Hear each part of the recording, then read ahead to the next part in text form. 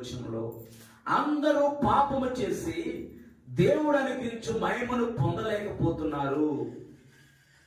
అందరూ పాపం చేసి దేవుడు అనుగ్రహించు మహిమను పొందలేకపోతుంటే, దేవాతి దేవుడే మనల్ని చూసి, దేవాతి దేవుడే మన ఎందుకు కనికరం చూపించి ఆ గాడిదను ఎలాగైతే విడిపించాడో, ఆ గాడిదకి ఎలాగైతే స్వతంత్రత కలగజేశాడో, ఆ గాడిద కట్లన్నింటినీ ఎలాగైతే తెచ్చాడో, మనకున్న కట్లన్నింటినీ అలాగ తెచ్చి ఆయన రక్షణ భాగ్యాన్ని మనకు అనుగ్రహించి ఆయన నిత్యజీవం అనే స్వాస్థ్యాన్ని మనకు అనుగ్రహించాడు.